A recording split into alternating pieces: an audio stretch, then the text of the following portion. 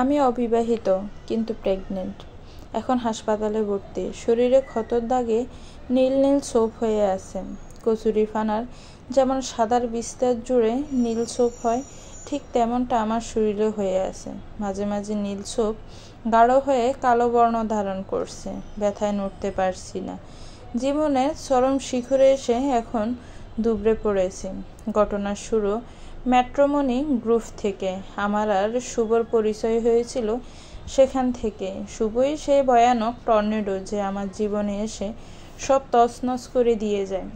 আর সে পরিচয়ে রূপ নেয় একটা সাইকো থ্রিলার গল্পের, যে গল্পের নায়ক আর ভিলেন একজনই। কখনো সে নায়কের ভূমিকায় বিরাজ করে, কখনো ভিলেন। জীবনের ভেড়াজাল পার হয়ে হুট করে পিছুটান মুছে সামনে এগিয়ে যাওয়ার প্রয়াস নিয়ে ম্যাট্রিমনি গ্রুপে আমার জন্য পাত্র চেয়ে পোস্ট দিয়েছিলাম, আর সে পোস্ট দেখে সে আমাকে নক করেছিল, আর বায়োডাটা সমেত। আমি অপ্সরা। বয়স 24-এর কোঠা পার হয়ে 25-এ পড়ল। বিয়ের অনেক চেষ্টা বাসা থেকে করেছিল, তবে পুরনো সম্পর্কের বেড়াজাল থেকে বের হতে না পারায় বিয়ের সিদ্ধান্ত আর নিতে পারিনি। 7 বছরের সম্পর্ক ছেদের পর 2 বছর কেবল নিজেকে সময় দিয়েছি। এখন আর সে সম্পর্কের কথা মনে হলে খারাপ লাগে না, বরং সৃষ্টিকর্তা নিকট কৃতজ্ঞতা প্রকাশ করি এটার জন্য যে আমি সেই কষ্টকর পরিস্থিতি থেকে বের হতে পেরেছি। সব মিলিয়ে একটা সুন্দর সংসার ভুবনের স্বপ্ন দেখতে পারছি। এবার ঘটনায় আসা যাক। বিবাহের পোস্ট করার পর অনেক বায়োডাটা এসেছে। সব বায়োডাটা এবং ছবি চেক করছিলাম। কয়েকজনের বায়োডাটা ভালোই পছন্দ হয়েছে, কথাও হয়েছে, তবে কারো সাথেই মনের মিলটা পাচ্ছিলাম না। এমন সময় মেসেজের রিকোয়েস্টগুলো চেক করে একটা আইডির দিকে চোখ পড়ল। আইডির নাম নাফিউর রহমান। তিনি একজনের ছবি এবং বায়োডাটা পাঠিয়েছেন। ছবিটা ছিল শুভর। 5 ফিট 8 ইঞ্চি লম্বা, গালভর্তি দাড়ির সমাবেশ, চুলগুলো বড় এবং ফনি করা। একটা হাতে ট্যাটু করা। 6 প্যাক আছে কিনা বোঝা যাচ্ছে না, তবে বলিষ্ঠ গড়ন। তাকে দেখে বসন্তের শীতল হাওয়া যেন আমার শরীরে লাগলো। বায়োডাটা পড়তে লাগলাম।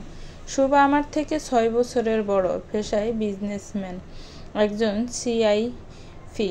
বাবা মারা গেছেন 1 বছর আগে। বাবা মারা যাওয়ার পর সকল দায়িত্ব তার উপরেই পড়েছে। ওনারা 2 ভাই বোন, আর মা গৃহিণী। সব কিছুই ঠিক, তবে পারিবারিক মিল ব্যবস্থা নিয়ে কিছুটা দ্বিধায় ভুগছি। আমাদের পরিবার মধ্যবিত্ত, তাদের সাথে আমাদের পারিবারিক ম্যাচ হতে না পারে, তাই মেসেজ রিকোয়েস্ট অ্যাকসেপ্ট করে মেসেজের রিপ্লাই দিয়ে বললাম আমাদের পরিবারের সাথে পাত্রের পরিবারের কোনো রকম মিল হবে বলে মনে হয় না। পাল্টা উত্তর আসলো, আমরা একটা ভালো মেয়ে চাই, সে সুন্দর করে সংসার করবে আর পাত্রের সাথে ভালো থাকবে।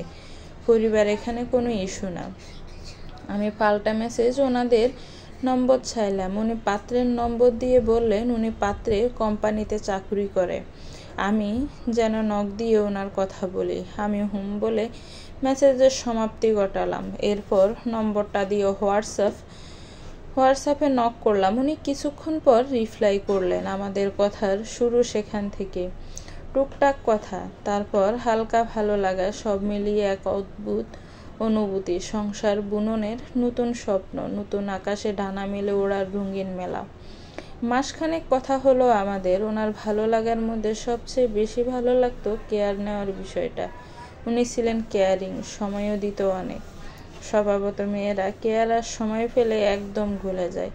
মেয়েদের গলানোর একমাত্র অস্ত্র কেয়ার, এটা সব ছেলেরা জানে না, আবার কেউ জানলেও বুঝতে চায় না। তবে শুভ সেটা ভালো করে জানেও, আবার বুঝেও, আবার প্রায়োগিক দিক থেকেও সে পটু। সব মিলিয়ে তার কথায় গলে যাওয়া খুব স্বাভাবিক ব্যাপার আমার জন্য।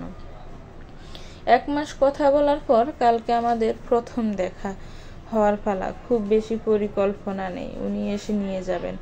তারপর কোনো কফি শপে বসবো এবং দুজন মিলে গল্প করব। মাঝে মাঝে লাজুক চোখে তাকাবো, আবার মাথা নুইয়ে ফেলবো। ভাবলে যেন সারা শরীর কাঁটা দিয়ে ওঠে।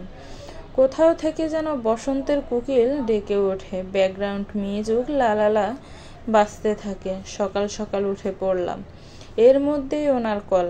আমি দৌড়তেই বলে উঠলেন, অপ্সরা, বের হও দ্রুত। আমি বাসার নিচে দাঁড়িয়ে আছি। আমি কিছুটা বিস্ময় নিয়ে বললাম, এখন তো বাজে সবে সকাল 6টা। এখন বের হব মানে? আরে এত কথা বলো না তো, আমার মিটিং আছে ওই সময়ে।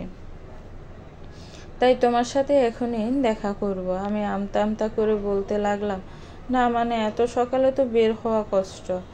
দেখো অপ্সরা, কোনো কথা শুনতে চাই না, দ্রুত বের হও। আমি বাসার নিচে দাঁড়িয়ে আছি। আমি তবুও সে সময়টায় বের হওয়ার সাহস করতে পারলাম না, তাই ওনাকে স্পষ্ট করে বলে দিলাম, আমি পারবো না এই মুহূর্তে বের হতে।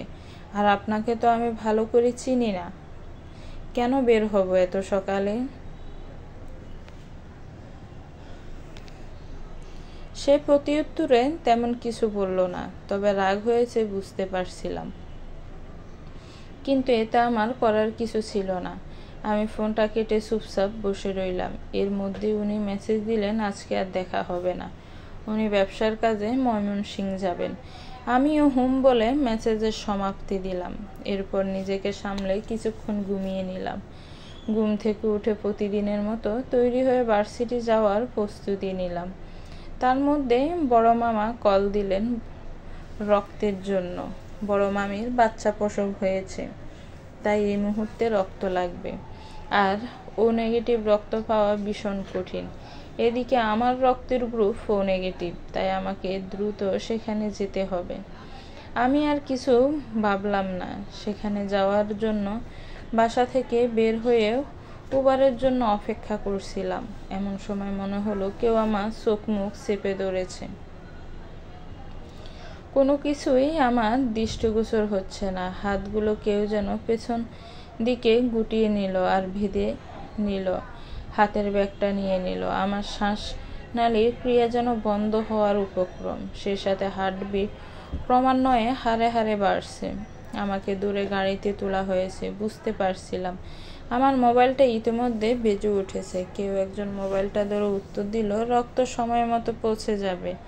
আমার বুকটা কাঁপতে লাগলো, কণ্ঠটা বেশ চেনা চেনা লাগছে। এর আগে কথা বলেছি কিনা মনে পড়ছে না, তবে এটা শুভর কণ্ঠ না, এটাও বুঝতে পারছিলাম। তবে কণ্ঠটা এর আগে শুনেছি। কে হতে পারে মাথায় আসছে না।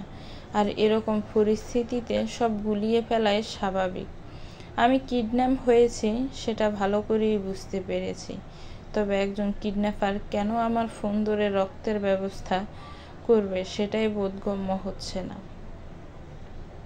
তার তো ফোন বন্ধ করে ফেলে দেওয়ার কথা, তা না হলে লোকেশন ট্র্যাক করলে ধরা পড়ে যাবে। কী সব ভাবছি আমি নিজেও বুঝছি না। কিডন্যাপার বুদ্ধির বিবেচনা করে যাচ্ছি কেন সেটাও বোধগম্য হচ্ছে না। আমার চোখ মুখ হাত সব বাঁধা, তাই কোনো কিছুই করতে বা বলতে পারছি না। তবে শ্বাসকষ্টটা যেন জেঁকে ধরেছে, মাথাটা বনবন করে ঘুরছে। সব কথোপকথন আবছা আবছা কানে লাগছে। জানি না কখন জ্ঞান হারালাম। একটা খিলখিল হাসির শব্দ কানে আসলো। লক্ষ্য করলাম আমার হাত পা মুখ খোলা। আমি ভয়ে ভয়ে সামনের দিকে তাকালাম। শুভ সামনে দাঁড়ানো। আমার কলিজাটা নড়ে উঠল। তারপর সে যা বলল তা শুনে আমার হার্টবিট দ্রুত গতিতে বাড়তে লাগলো। একটা আলোর ঝলকানি আমার চোখ দাঁড়িয়ে দিল। সাথে সাথে পুনরায় জ্ঞান হারালাম। জ্ঞান ফেরার লক্ষ্য করলাম আমি একটা বিছানায় শোয়া। কিছুটা বিস্ময় নিয়ে পাশে তাকালাম। শুভ আমার দিকে তাকিয়ে আছে, তার হাতে দাঁড়ালো ছুরি। আমি ডুব গিলতে তাকে কিছু জিজ্ঞেস করতে যাব, এর মধ্যে সে আমার তেড়ে এসে আঘাত করলো, আর সে সাথে এক নতুন ঘটনার সূচনা হলো। ছুরিটা আঘাত হানলো আমার পাশেই রাখা একটা বালিশে। বালিশের তুলোগুলো বাতাসে এলোপাতাড়ি উঠতে লাগলো। সাথে সাথে পুরো ঘরটা আলোয় আলোকিত হয়ে গেল। সে সাথে গোলাপের পাপড়ি চোখে মুখে এসে জাফটা দিল। রঙিন বৃষ্টি যেন পুরো রুমটায় হালকা কুয়াশার মতো ছড়িয়ে পড়ল। দেয়ালের এক পাশে পর্দা টানা হলো। একটা কবুতর তার ঠোঁট দিয়ে দেওয়ালে আলতো স্পর্শ করলো, আর সাথে সাথে সেটা ধারলো একটা তৈলচিত্রে।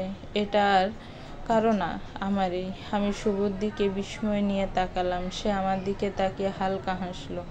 আমাকে বসা থেকে তুলে জড়িয়ে নিল। আমি কেবল স্তব্ধতা অনুভব করছি। হাত পা ঠান্ডা হয়ে আবারও গরম হতে লাগলো। মনে হচ্ছে শিরায় শিরায় আবারও রক্ত প্রবাহিত হচ্ছে। মিনিট 3 পর শুভ জড়িয়ে ধরা থেকে ছেড়ে আমার দিকে তাকালো।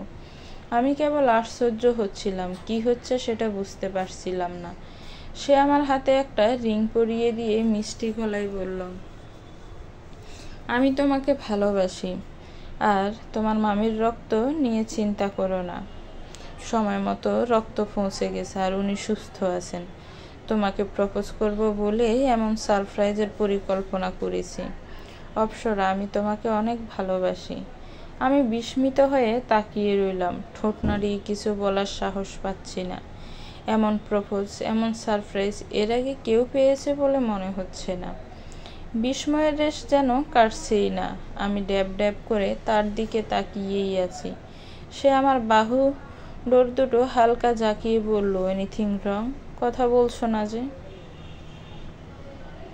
আমি নিজেকে একটু স্থির করে নীরব রইলাম। ভাবতে লাগলাম তাকে কি জবাব দিব। ভালোবাসি বলবো নাকি সময় নিব? কিন্তু শুভর প্রতি না চাইতেও আমি দুর্বল হয়ে গিয়েছি। তাই নীরব গলায় উত্তর দিলাম, আমিও আপনাকে ভালোবাসি। এর মধ্যে হালকা চিৎকারের শব্দ। চারদিকে তাকিয়ে নিজেই যেন চমকে গেলাম। আর কেউ না, আমার ভার্সিটির ফ্রেন্ডরা আমাকে কনগ্রাচুলেশন জানাচ্ছে। আমি আবারও শুভর দিকে তাকালাম। শুভর ভরসা চোখে আমাকে ইশারা করে বলল, সকালে এরকম কাহিনী না করলে এই সারপ্রাইজটা প্রপার ওয়েতে পেতে। তবে একটু তেড়ামি করেছো, তাই সারপ্রাইজের ধরন পরিবর্তন করেছি। কেমন লাগছে? একটু আগে পর্যন্ত একটা দ্বিধায় ছিলাম, এখন সব দ্বিধা কেটে গেল। ভরসা ছোঁয়া যেন চারপাশ আমাকে ঘিরে ধরল। আমি শুভর দিকে তাকালাম। শুভ ভরসাময় একটা ইশারায় দিল। আমি তার ইশারায় পাশে তাকিয়ে লক্ষ্য করলাম একটা টেবিল সাজানো, তাতে ফুল আর কেক রাখা। আমি নিজেকে আর সামলাতে পারলাম না। শুভকে জড়িয়ে ধরে কাঁদতে লাগলাম। প্রথম ভালোবাসা ভুলার পর আমার জীবনে ছেলেকে আসতে দেয়নি। দ্বিতীয়বার মতো কেউ আমাকে এত ভালোবাসবে সেটা বুঝতে পারিনি। আমার কান্নাটা ছিল আনন্দের। আমার চোখ দিয়ে জল গড়িয়ে পড়ছে। শুভ আমার চোখের জলটা তার হাতের তালু দিয়ে মুছতে মুছতে বলল, পাগল মেয়ের মতো কাঁদছো কেন? আর চোখের কাজল পরার দরকার নেই। তুমি না সাজলেই তোমাকে ভীষণ সুন্দর লাগে। আমি হালকা হেসে উত্তর দিলাম, সাজলে বুঝি সুন্দর লাগে না? সে প্রতি উত্তরে বলল, এতই লাগে যে তোমার দিকে তাকিয়ে থাকলে চোখ ধাঁধিয়ে যায়। আমি কেবল হেসেই গেলাম। এবার পুরো রুমটাই ভালো করে তাকালাম। এক পাশে টেবিল রাখা, সেখানে কেক আর বিভিন্ন ধরনের ফুল রাখা। আমার বরাবরই সূর্যমুখী ফুল প্রিয়, তাই তিনি পুরো টেবিলটার চারপাশে সূর্যমুখী ফুল দিয়ে সাজিয়েছেন। টেবিলের পাশের দেয়ালটায় তলচিত্র করা আমার ছবি, যেটা কবুতরের জাদুর ঠোঁটের ছোঁয়ায় সাদা দেওয়াল রঙিন হয়ে ফুটে উঠেছিল। এর একটু সামনে কিছু লাইটিং করা। পুরো ঘরটা লাভ আকৃতির বেলুন দিয়ে সাজানো। মাঝে মাঝে বেলি ফুলের সুঘ্রাণ নাকে ভেসে উঠছে। লাইটিংয়ের পাশেই মোম রাখা, যেগুলো জল করে জ্বলছে। সারপ্রাইজের শেষ এখানেই না। আমি টেবিলে গেলাম কেক কাটতে। তার মধ্যে একটা তোতা পাখি এসে বলে উঠল, কনগ্রাচুলেশনস। আমি চমকে উঠলাম। এরকম সারপ্রাইজ আমার জীবনে প্রথম পেলাম। আমি শুধু দীর্ঘশ্বাস নিলাম। তারপর কেক কাটা শেষ করে সবাই মিলে খাওয়া দাওয়া শেষ করলাম। বেলা বাজে গেছে বিকেল 5টা। বাসায় আসার ফালা এবার। সকল বান্ধবী আর শুভ মিলে এক গাড়ি করে বাসায় আসলাম। সাথে 2জন কিডন্যাপারও এসেছে। কিডন্যাপার আর কেউ না, শুভরই 2 ছোট ভাই হাসান এবং রুমেল। বিতবয় থেকে এক সুন্দর শীতলতা।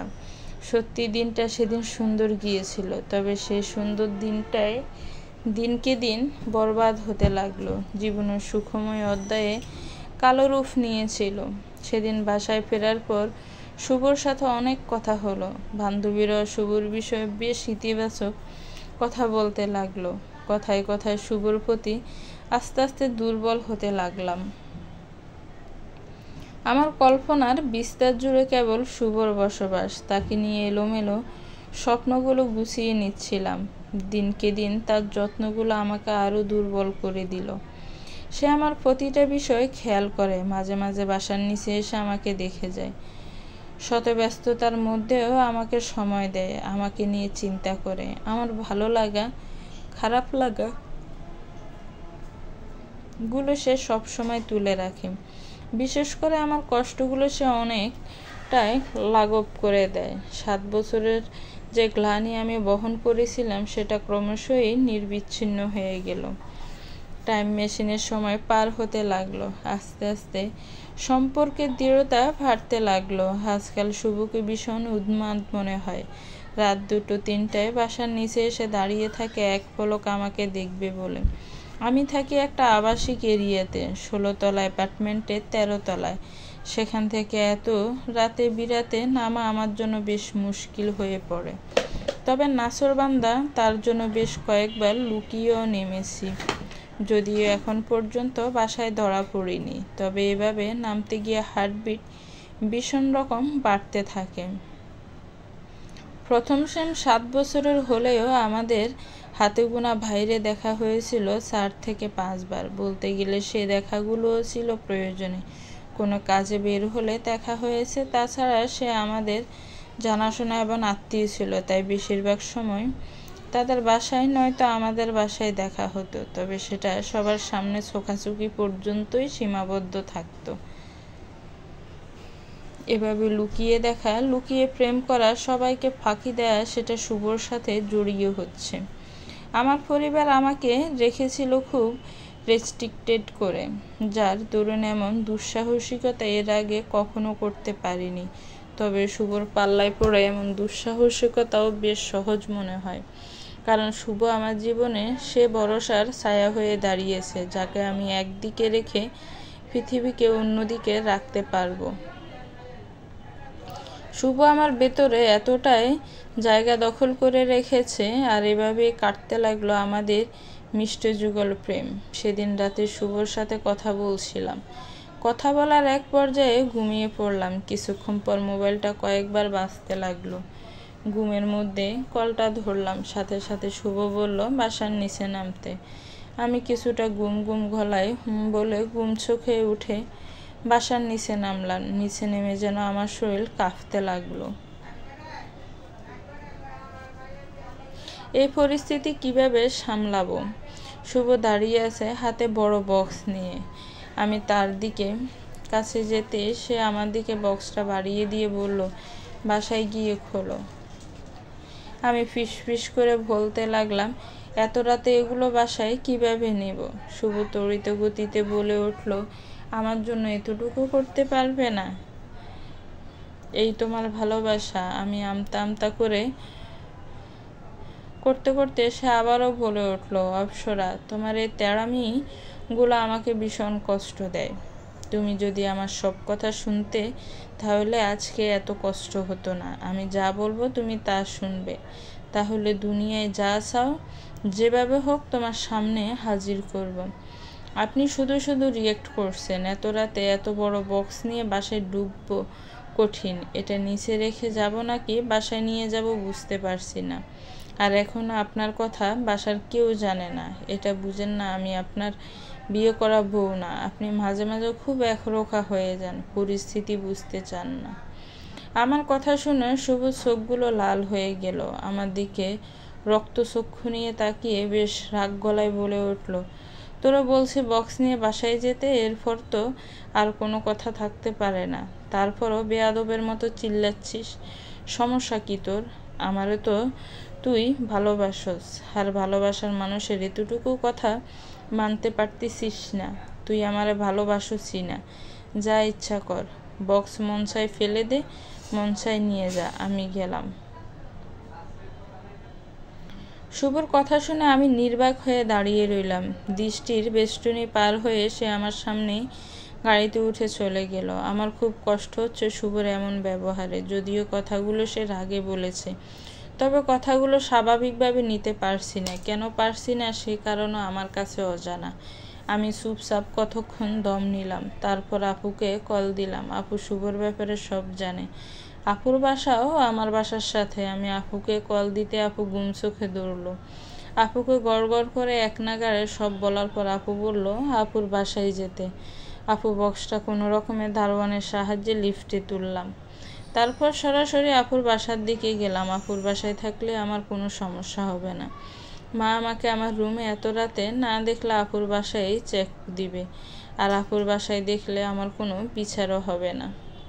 লিফট থেকে নেমে খেয়াল করলাম আপুর বাসার দরজাটা খোলা। যাই হোক, দ্রুত আপুর বাসায় গেলাম। আপুর বাসায় ঢুকতেই আপু বড় বড় চোখ করে তাকালো বক্সের দিকে আর বলতে লাগলো, এত রাতে শুভ তোর জন্য কি নিয়ে এসেছে? ছেলেটাকে হয়তো বলছিস কিছু আনতে, আর বলতে বলতে ঘুমিয়ে গেছিস। আর জানিস ছেলেটা তোর প্রতি দুর্বল বেশি। মুখ দিয়ে যা বের করিস নিয়ে আসে, তুইও কম যাস না। আপুর কথা শুনে মনে হচ্ছে মায়ের থেকে মাসির দরদ বেশি। আমি কিছুটা রেগে উত্তর দিলাম, আপু থামো তো, আমি এমন কিছুই করিনি। উনি কেমন যেন পাগলের মতো, কখন কি করে নিজেও বুঝে না। এই আমাকে বকে, আবার ভালো কথা বলে, এই রেগে যায়, আবার নিজে নিজে ঠান্ডা হয়ে যায়। মনে হয় ঝড়ের পূর্বাভাসের গর্জন দিয়ে পরিবেশ শীতল হয়ে গেছে। আমি না আপু ওনাকে বুঝতেই পারি না, কেমন যেন অদ্ভুত লাগে। আমার কথা শুনে আপু আমাকে থামিয়ে দিয়ে বলল, অপসরা থাম, আগে দেখ বক্সে কি। আমি আপুর কথায় বক্সে কি দেখার জন্য বক্সটা খুললাম। বক্সটা খোলার সাথে সাথে বিস্মিত হয়ে গেলাম। শীত দ্বারায় শীতল কিছু যেন গমন করছে। হাত পা না চাইতেও থরথর করে কাঁপছে। পুরো বক্সে আইসক্রিম। আমি এতটাই সারপ্রাইজড হয়েছি যে বর্ণনা করার মতো কোনো শব্দ বা অক্ষর খুঁজে পাচ্ছি না। চুপ হয়ে রইলাম। আমি শুধু কথায় কথায় বলেছিলাম আমার খুব আইসক্রিম খেতে মন চাচ্ছে। এই কথাটা ভুলেও জন্য প্রসঙ্গে চলে যায়। তারপর বেশ স্বাভাবিকভাবেই ঘুমিয়ে পড়ি। শুভ যে কথায় সে কথাটা গেঁথে নেবে বুঝতে পারিনি। মানুষটাকে সত্যিই আমি চিনি না। সত্যি এটা তার ভালোবাসা নাকি নিছক পাগলামি, সেটাও অনুধাবন করতে পারি না। কেমন যেন বিষণ্ণ চিন্তায় ডুবে গেলাম। আপুর কণ্ঠস্বরে আমার ধ্যান ফিরল। এত আইসক্রিম কেন দিয়েছে আবার এই ঠান্ডার মধ্যে? গুনে দেখ তো কয়টা। ছেলেটা সত্যিই পাগল। আমার কাছেও মাঝে মাঝে অদ্ভুত লাগে। আমি আর কথা বাড়ালাম না। খুশি মনে আইসক্রিম গণনাতে লেগে পড়লাম। গুনতে গুনতে লক্ষ্য করলাম শুভ মোট 111টা আইসক্রিম পাঠিয়েছে। আমার বুক কাঁপতে লাগলো। আইসক্রিমগুলো গুনছিলাম আর মনে হচ্ছিল আইসক্রিম গণনার সাথে সাথে আমার হার্টের রিদম বেড়ে যাচ্ছে। ব্যাক সাইডে জোরালো সুর ছাড়া বেহালা বাজছে। আপু আমার অবস্থা দেখে আমার মাথায় একটা ধাক্কা দিয়ে বলল, অপসরা পাগল হয়ে পড়বি নাকি? এতক্ষণ শুভকে নিয়ে অনেক কটু কথা বলেছিস, এখন এমন করছিস কেন? শুধু শুধু ছেলেটাকে এত রাতে রাগালি।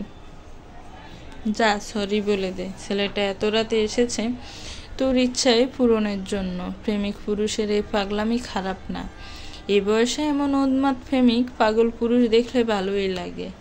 আপুর কথা শুনে কেবল মুচকি হাসলাম।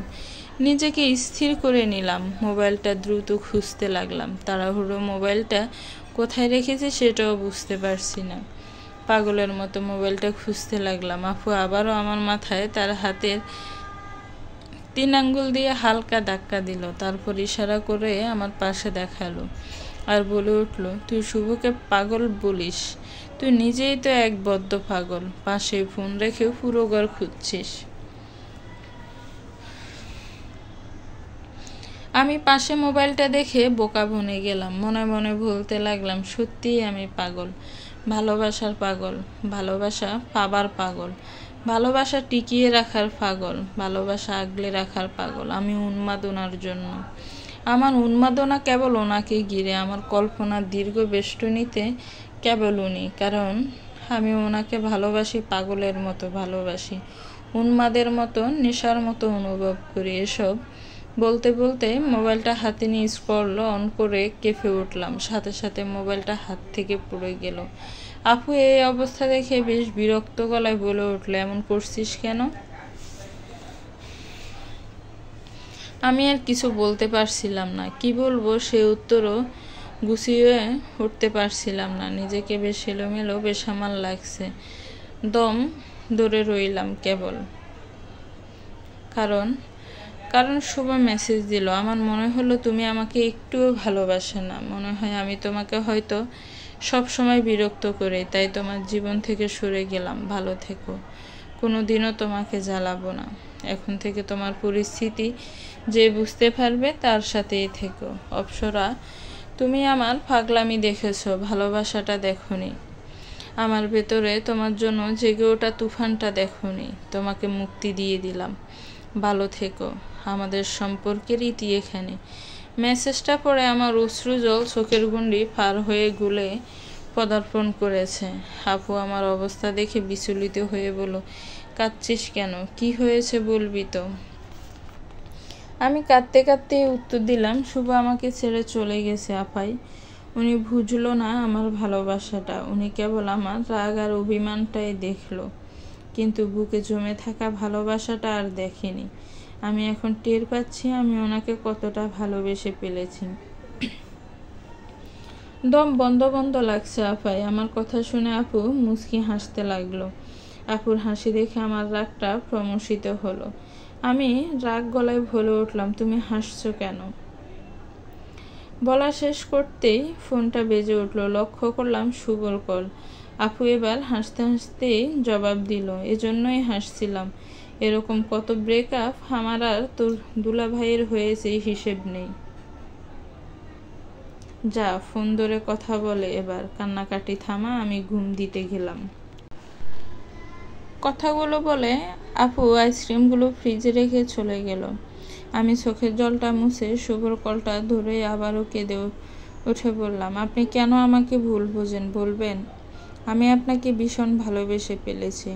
আপনার এই মেসেজ পেয়ে আমি কতটা ব্যাহত হয়েছি আপনি জানেন না। আমার কষ্ট অভিমানগুলো কেন বুঝেন না? ভেবেছিলাম শুভ আমার কান্নাটা বুঝবে, কিন্তু সে তা না করে উল্টো প্রশ্নে ছড়ে দিয়ে বলল, ন্যাকামি কান্নার নাটক করবা না। আমি জানি এগুলো সব অভিনয়। এখন কাছে আসলে দেখা যাবে তোমার চোখে কোনো পানি নেই। অপ্সরা, আমি সব বুঝি, বুঝছ? তুমি যদি আমাকে ভালোই বাসতা তাহলে আমি ব্লক দেওয়ার পর পাগলের মতো যোগাযোগ করার চেষ্টা করতে, কিন্তু তুমি একদম নির্বাক, নীরব ছিলে।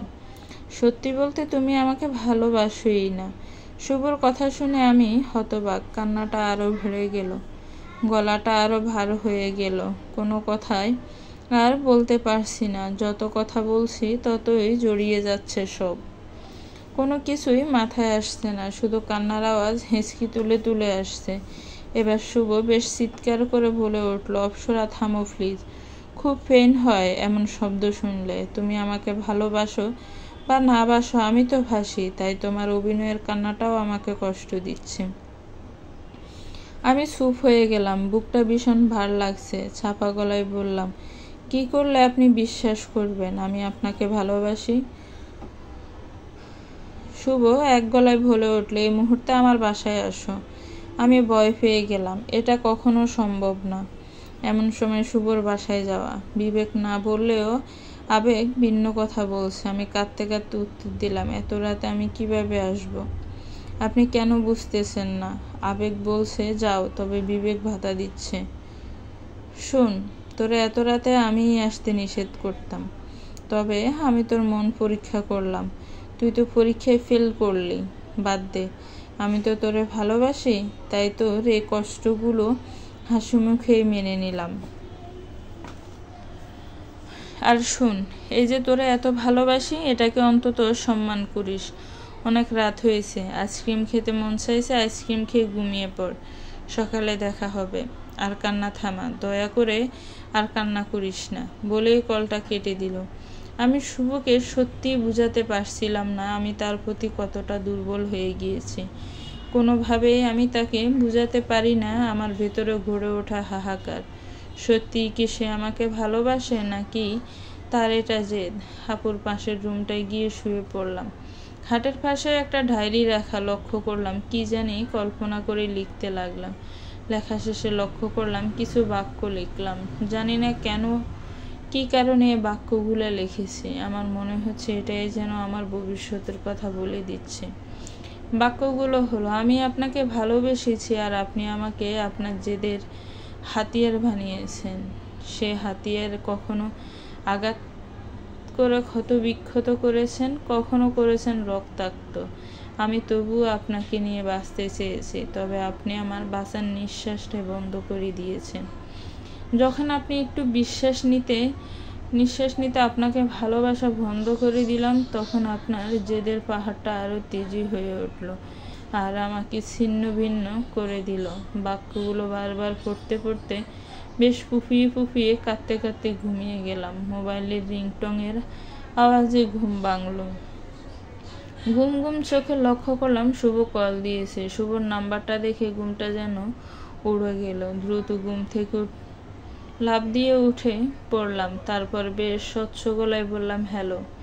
ওপাশ থেকে কয়েকটি বাক্য উচ্চারিত হলো, যা আমার বিগলিত মনটাকে খুশি করে দিল।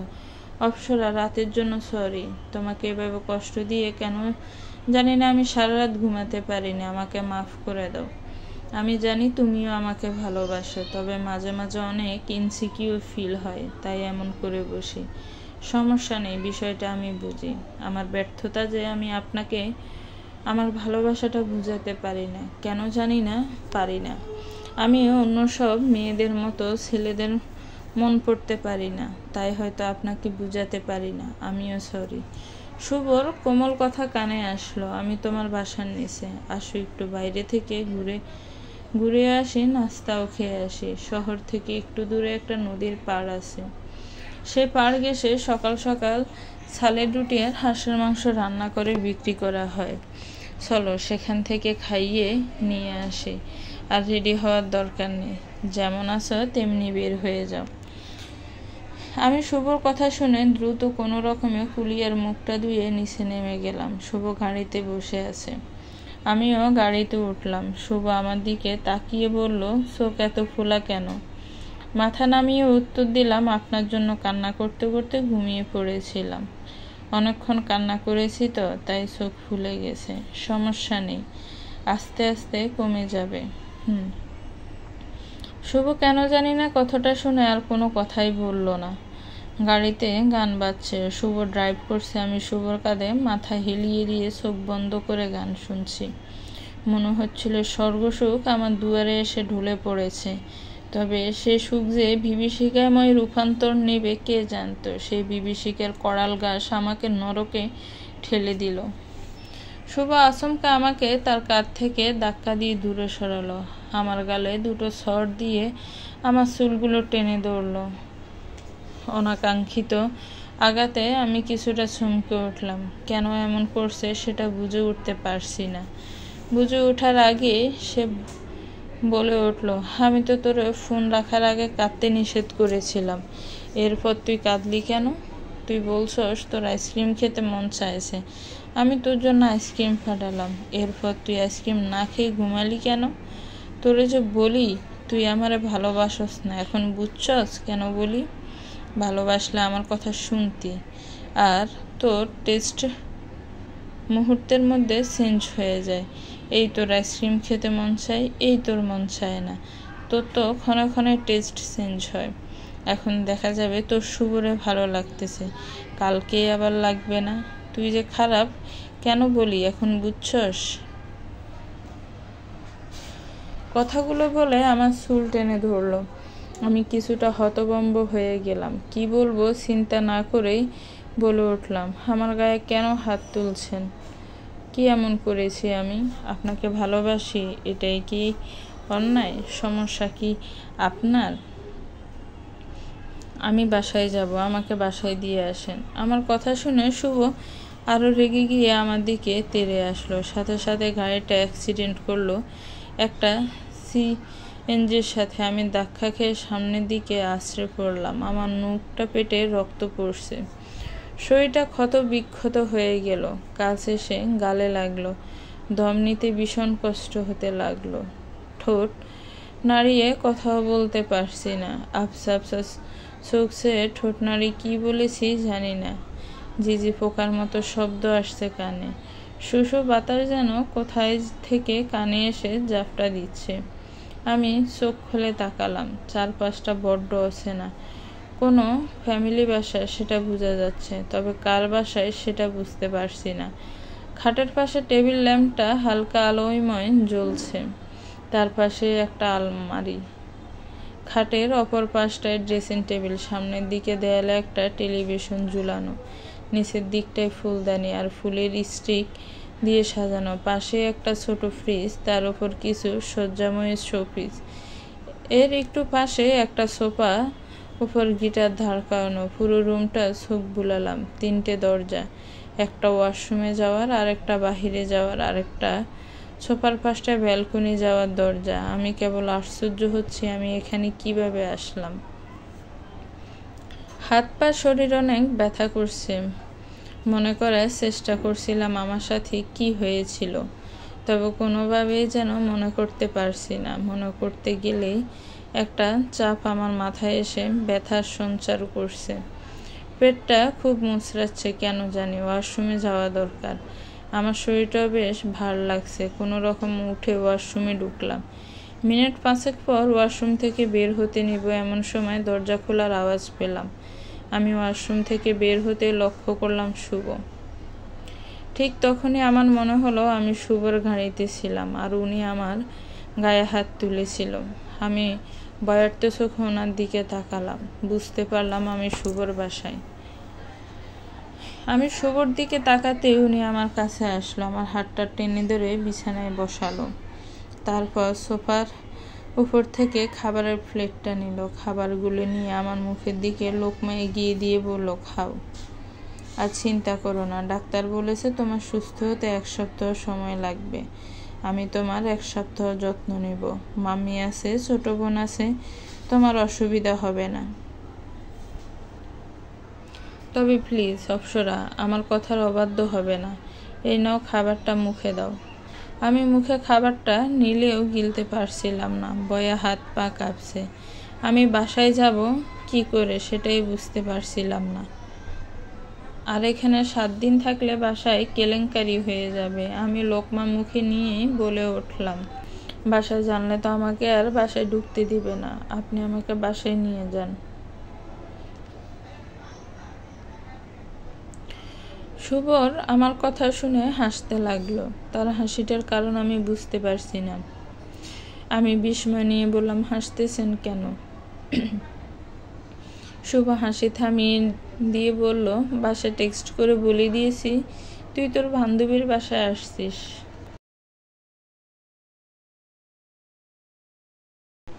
বাসায় ফিরতে 7 দিন সময় লাগবে। তোর বাপ অবশ্য বয়স দিয়েছে তাড়াতাড়ি যেতে। আমি তারপরও টেক্সট দিয়ে বলেছি তোর আসতে দেরি হবে, সুতরাং চিন্তা করিস না। 7 দিন পর সুস্থ হয়ে বাসায় যাবি। আর বেশি সমস্যা হলে হোস্টেলে উঠবি। সমস্যা তো দেখছি না আমি। তোর ভরণ পোষণের দায়িত্ব আমার। এত চিন্তা না করে যা বলি তাই শোন। আমি শুভর দিকে তাকিয়ে আমতা আমতা করে বললাম, এভাবে এত প্রেশার কেন দিচ্ছেন?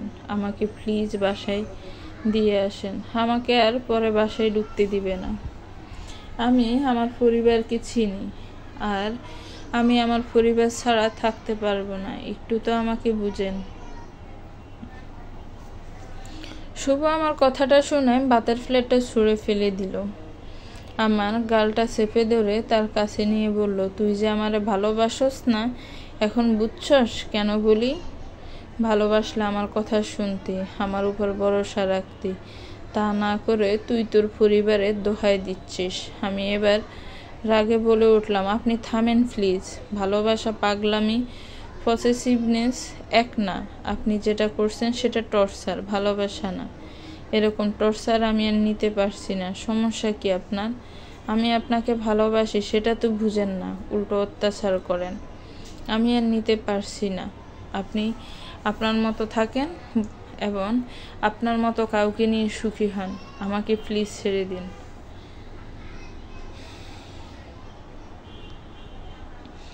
আমার কথা শুনে শুভ আরো রেগে গেল। আমার চুল টেনে ধরে বলে উঠল, তুই অপ্সরা করবি আমার সাথে ব্রেকআপ? তোর সে চান্স নাই।